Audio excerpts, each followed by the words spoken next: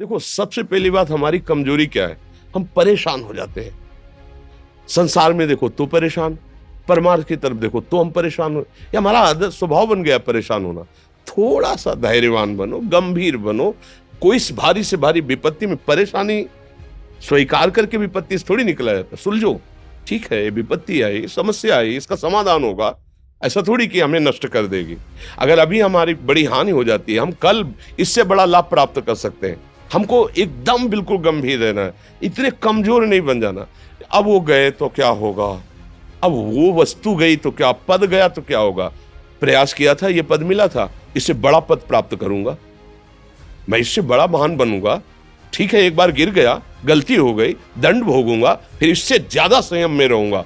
बिल्कुल मतलब एकदम फ्रेश दिमाग रखना चाहिए। पर अपने लोग क्या है, जरा सी बात में एकदम पछड़ा कर लेते हैं, एकदम कमजोर हो जाते हैं। ये बिल्कुल ठीक नहीं है। हम जीवन भर की यात्रा की बात कह रहे हैं, भारी से भारी कष्ट में भी मुस्कुराना, तो हमें बल मिला है, हमें भगवान की कृपा का दर्शन हुआ है, हमें उनका दुलार दिखाई दिया है। अगर ऐसे तो भाग जाते, फिर परमार्थ में थोड़ी चलना होता है। आज जो आप सुन करके लाभ लेने की चेष्टा कर रहे हो ना, ये केवल प्रवचन नहीं है, ये जीवन है। अगर ये जिए ना होते ना, तो ये इसका प्रभाव नहीं पड़ता, फिर वाणी का प्रभाव नहीं पड़ता। हम इसीलिए कहते हैं, जैसे आप लोग एकदम परेशान हो जाते हैं, जब बोलो क्या हमसे ज्यादा परेशानी होगी? दोनों किडनी खराब, दवाई लाने के लिए पैसे नहीं, पानी रखा है हम उठ के पी नहीं सकते, भीषण शरीर में कष्ट, भीषण बुखार, क्योंकि किडनी फेल, जरा में बुखार, खाने को क्या, रोटी मांग के लाओ। अगर वहां सब्जी मिलती है तो लाल मिर्च ऐसी पड़ के मिलती थी कि वो पा नहीं सकते थे। आप सोचो, पानी लाना है तो मुझे लाना है, पीना है तो मुझे पीना है। अगर मैं हारता तो कहां पहुंच जाता, क्या स्थिति होती? नहीं, मरना है। पर कदम पीछे, कोई दिन ऐसा नहीं जिस दिन सेवा ना की हो, जिस दिन सेवा ना गए हो। गुरु जी की सेवा में जाना है, पहले अपने को स्वस्थ साबित करना है, नहीं वो सेवा नहीं लेंगे। तुम बीमार हो, तुम कष्ट में, वैसे उनकी दृष्टि बड़ी शांत है। उनकी सेवा की, आके लेट गए। फिर हिम्मत की, अपनी श्री जी की सेवा की, मधुकरी नहीं गए, 3-3 4-4 दिन भोजन नहीं गए, पर सेवा नहीं छोड़ा, दिनचर्या नहीं छोड़ी। और उसका प्रधान कारण संयम, ब्रह्मचर्य, भगवत आश्रय, नाम जप, कभी हारने नहीं दिया। अभी भी थोड़ी देर बाद डायलिसिस शुरू हुआ। हारने, आपको हारे हुए नजर आ रहे हैं? शरीर में पीड़ा है, किडनी फेल है, ऐसा थोड़ा हम स्वस्थ बैठे हैं, पीड़ा है, बार बार प्यास लगती है, थोड़ा थोड़ा पानी मिलता है हर, लेकिन हम आनंदित हैं, हम प्रसन्न हैं। हम लड़ाई में हारे नहीं हैं, ना हारेंगे, हम जीत चुके हैं।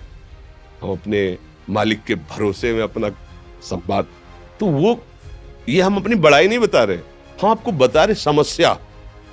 सोचो, तुम्हारे पास तो माँ है, भाई है, बहन है, परिवार है, कोई ना कोई तो है ना।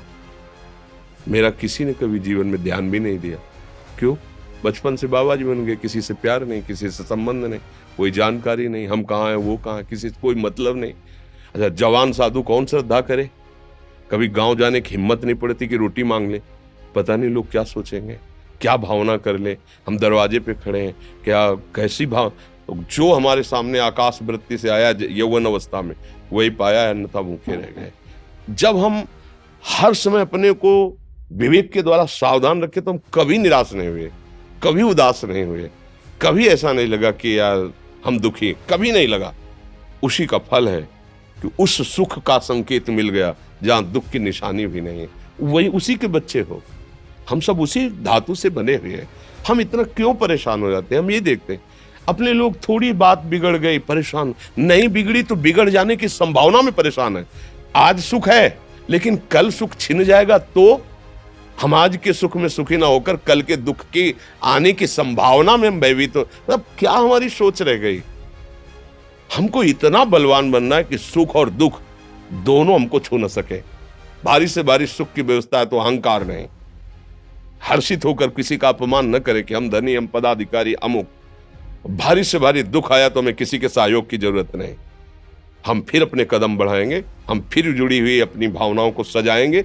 मस्त जीवन एकदम। तुम अविनाशी के बच्चे हो। शेर का बच्चा भेड़ों के बीच में फंसकर म्यों म्यों बोल रहा है, बस अगर दहाड़ना सीख जाए तो कोई भी उसे परास्त नहीं कर सकता। ऐसे भगवद अंश, तू प्रपंच में फंसकर अपने को इतना दीन क्यों देख रहा है? तू ऐसा है कि भगवान के दिव्यास्त्र में भी ताकत नहीं तेरे को मार सके। तू अविनाशी का अविनाशी बच्चा है। विनाशी भोगों को, विनाशी शरीर को मैं मान के इतना भयभीत, इतना दुख ठीक नहीं। ये सबके लिए, केवल एक के लिए नहीं। आप समझो, आप लोग सोचते हैं हम गृहस्थ होकर भला ऐसी स्थिति कैसे। जनक जी सुखदेव जी के गुरु हैं और राजा हैं, महल है, रानियां हैं, नौकर है, चाकर। क्या सुखदेव जी जिनके शरीर में लंगोटी भी नहीं है, दिगंबर, परमहंस, परमहंस के गुरु है जनक जी जो राजा हैं। समझो, आप ऐसा ना सोचे कि हम नौकरी कर रहे हैं, हम संसार में, हम गृहस्थ हैं, हम आध्यात्मिक की ऊंचाई पर नहीं चढ़ सकते। नहीं, आप एक सरकारी नौकरी या आप किसानी या व्यापार करते हुए आप एक अध्यात्म की ऊंचाई में चढ़ सकते हैं। और अध्यात्म ही है जो तुम्हें इस माया के दुख सुख से ऊपर उठा सकता है। दूसरा, चाहे जितनी संपत्ति आ जाए, आप सुखी नहीं हो सकते। सब देख लो, आंख खोल के देख लो।